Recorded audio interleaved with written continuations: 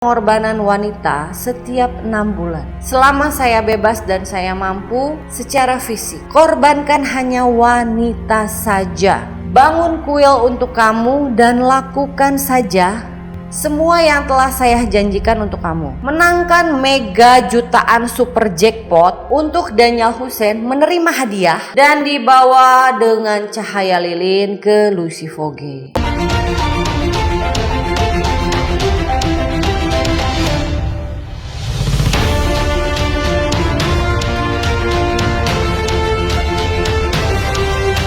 Hello Mama in the World, apa kabar semuanya nih?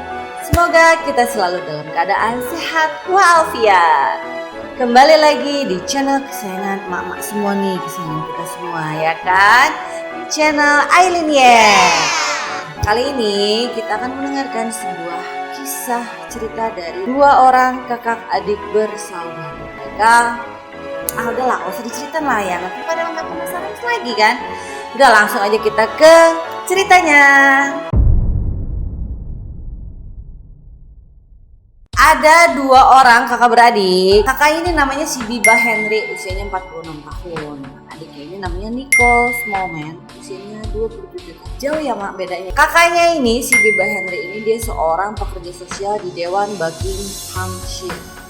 Kalau adiknya ini seorang fotografer freelance. Jadi fotografer panggilan gitu mah. Ibu mereka adalah Wilhelmina Tokchumboh Smallman, atau lebih dikenal dengan nama Mina Smallman. Beliau ini adalah seorang wanita pertama yang berkulit hitam dan minoritas yang berhasil menjabat sebagai diakon agung. Diakon agung itu biasa juga dibilang sebagai wakil uskup. Di suatu hari yang cerah, si Biba dan Nicole ini kan dia itu tinggal dalam lingkungan kesusteran Katolik yang sangat taat dan kuat. Si Biba Henry ini tuh ulang tahun dan dia itu merayakan bersama teman-teman kesusteran di sana, di sebuah taman. Karena saat itu masih COVID, jadi mereka itu belum bisa di indoor. Boleh mengadakan acara tapi di outdoor. Itu isyarat dari pemerintah. Mereka ini tinggal di Wembley, London. Biba Henry ini sama adik ini kan punya rencana untuk merayakan ulang tahun kakaknya si Biba ini di tanggal 6 Juni 2020 di Freyne County Park di Wembley. Mereka merayakan ulang tahun itu dari pagi sampai malam. Pokoknya seharian mereka party mak ya. Makan ya, karaoke-karaokean, joget-jogetan. Pokoknya mereka bener-bener have fun. Tanpa disadari bahwa di saat mereka berpesta ria itu ada seorang cowok yang mengamati tingkah laku mereka.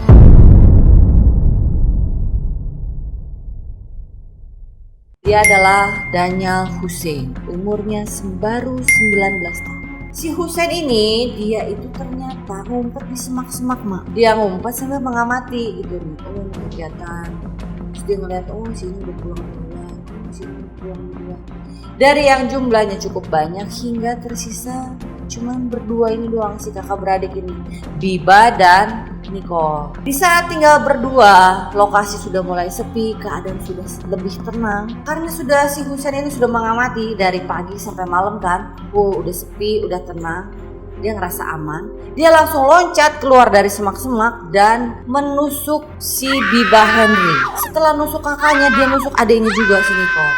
Sebanyak 29 kali tusukan dengan pisau pahat. Si Biba dan Nicole ini gak ada kesempatan mereka untuk minta tolong, untuk berteriak, untuk apa, karena langsung dengan brutalnya langsung ditusuk-tusuk ke mereka berdua dan langsung meninggal di tempat. Setelah mereka meninggal dunia, Hussein langsung menyeret kedua jasad itu ke dalam semak-semak, diumpetin di semak-semak.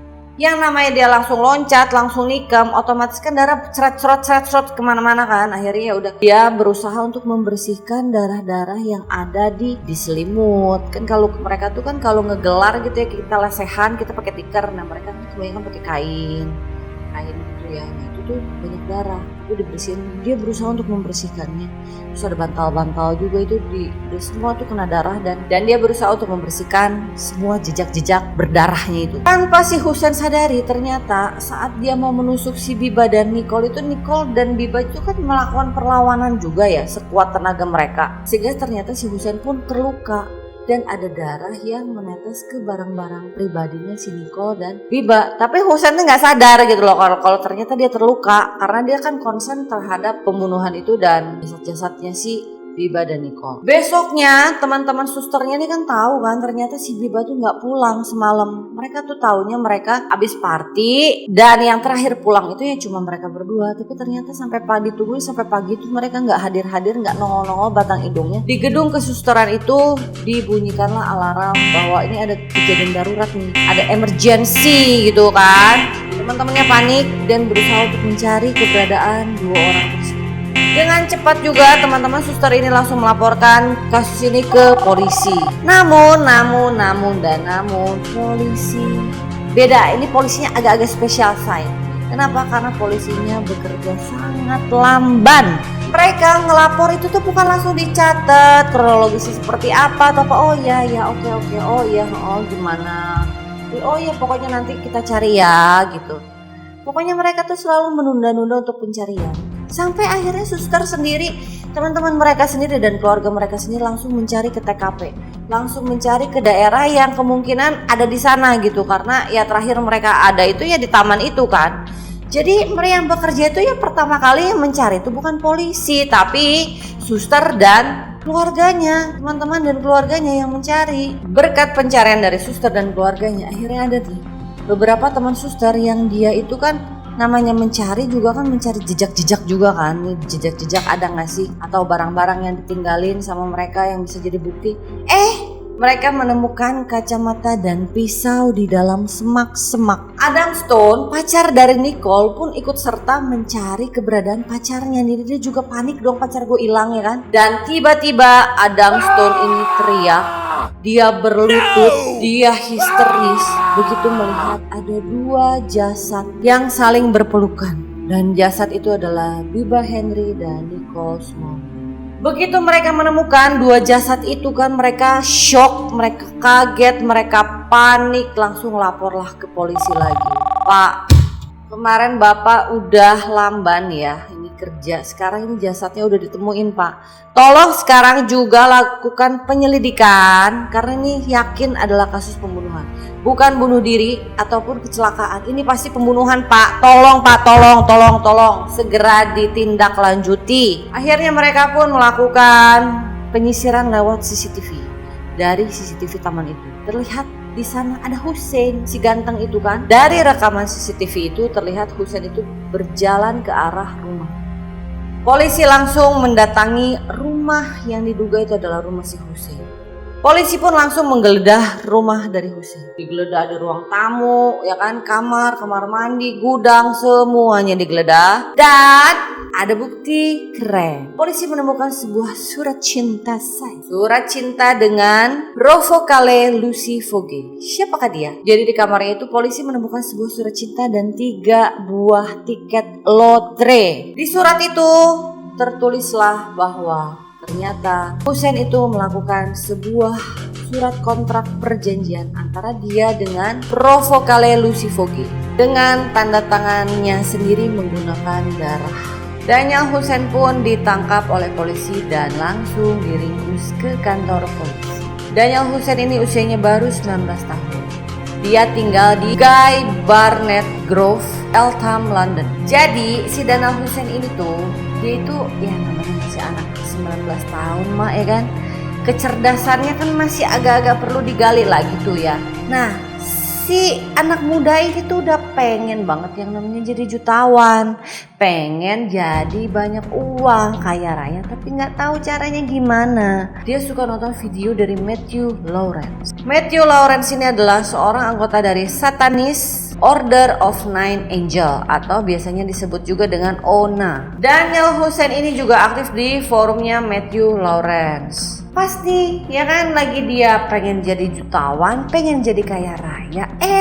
Di forumnya si Matthew itu ada video. Matthew bilang nih, kalau kamu pengen mendapatkan apa yang kamu inginkan, misalkan kamu pengen jadi kaya raya, gampang banget caranya say. Tinggal bikin surat kontrak perjanjian dengan Lucy Foge. Maka apapun yang kamu inginkan bakal terjadi dan benar-benar bisa kamu capai. Yang ngedengar hal itu ya kan nih anak 19 tahun kan, pengen jadi jutawan, terus ada solusinya, ada caranya gitu. Ya udahlah, masuklah dia dalam jebakan itu. Dilakukanlah dia bikin surat perjanjian dengan Lucy Foge untuk bisa jadi kaya raya. Lucifoge itu adalah seorang perdana menteri di dalam kerajaan setan. Jadi kan paling atas tuh kaisarnya, rajanya itu kan si Lucifer. Nah, perdana menterinya itu namanya si Lucifoge. Roh vokale Lucifoge. Jadi kalau kamu ingin mendapatkan sesuatu dan itu benar-benar bisa terjadi, maka kamu tulis surat kontrak itu dan ditandatangani dengan darah kamu sendiri dan dibawa dengan cahaya lilin ke Lucifoge. Lakukanlah. Apa sih isi surat dari perjanjian itu? 6 pengorbanan wanita setiap 6 bulan. Selama saya bebas dan saya mampu secara fisik, korbankan hanya wanita saja. Bangun kuil untuk kamu dan lakukan saja semua yang telah saya janjikan untuk kamu. Menangkan mega jutaan super jackpot untuk Daniel Hussein menerima hadiah yang bermanfaat sebagai imbalan atas semua pengorbanan masa depan yang aku buat untuk kamu. Hadiahnya bisa berupa kekayaan dan kekuasaan. Itu adalah isi dari surat kontrak ke si Roh vokale Lucifoge dan tanda tangan dengan darahnya si Daniel Hussein sendiri. Jadi dia itu harus ngebunuh 6 orang wanita setiap 6 bulan sekali dan dikorbankan sebagai pengorbanan kepada si Lucifoge tadi dari kerajaan setan. Jadi dia itu ya percaya bahwa si Lucifoge ini tuh bisa mengabulkan dan mewujudkan apa yang dia mau. Jadi orang kaya raya. Aduh padahal yang namanya kaya teh kerja ujang ya kan. Gak bisa lu tidur leyeh-leyeh reha-reha terus lu kaya gitu ya, gak bisa tuh ujang. Harus kerja yang namanya cari duit, harus kerja ujang. Dan kerennya lagi, Hussein itu sudah membeli banyak lotre dan gak pernah menang lotre. Mana hasilnya mana? Adanya dia hasilnya di penjara. Boro-boro jadi orang kaya, boro-boro jadi sultan ya kan. Secara namanya sih udah keren lah ya, Daniel Hussein Sultan, Daniel Hussein itu udah kompatibel kan. Ya maaf ya, kamu juga sama. Jadi napi atau sekarang ibu dari korban dari Biba Henry dan Nicole Smallman yaitu Mina Smallman, dia bilang ke publik bahwa dia sangat kecewa dengan lambannya polisi dalam menangani kasus anak-anaknya ini. Coba saat itu polisi langsung mencari, mungkin keadaannya nggak seperti ini, mungkin saja anak saya masih bisa tertolong atau apalah. Seenggaknya polisi itu begitu menerima laporan itu harusnya langsung bekerja gitu loh. Ini tuh enggak, malah iya oke tapi nggak ngelakuin apa-apa mah. Jadi kan si Mina Smallman ini dia ngerasa sensitif, dia ngerasa wah jangan-jangan ini ada hubungannya dengan diskriminasi ras karena saya itu adalah keluarga kulit hitam sehingga tidak diprioritaskan alias disepelekan. Tetapi yang diprioritaskan itu adalah orang berkulit putih. Kenapa kok orang kulit putih lapor kayaknya cepat langsung ditanggepin lah, kita beda gitu. Nyampe lah unek-uneknya si Mina ini ke kantor independen di kepolisian. Mereka juga setelah memeriksa data-data dan diterimanya laporannya kapan, apa segala macam, gimana upaya dari polisi. Memang mereka mengakui bahwa kerjaan polisi kali ini tuh di bawah standar. Harusnya memang bisa lebih cepat daripada ini. Komisaris kepolisian Kresi Dadik juga dia meminta maaf kepada keluarga korban atas lambatnya pekerjaan polisi dalam menangani hal ini. Kresi Dadik juga bilang kalau dia diizinkan dia mau datang ke keluarga korban untuk langsung meminta maaf ke mereka ya atas lambatnya dari pekerjaan kepolisian ini dalam menangani kasus anak-anak ini, sehingga menimbulkan rasa sakit yang tidak terukur bagi keluarga korban. Di dalam persidangan Hussein selalu membantah. Dia pokoknya membantah, tapi kan surat kontrak ini jelas ada tanda tangan dia pula pakai darah kan. Dan itu juga di pisau ada sidik jarinya si Hussein. Mau membantah apa lagi? Nggak bisa berdalih, say.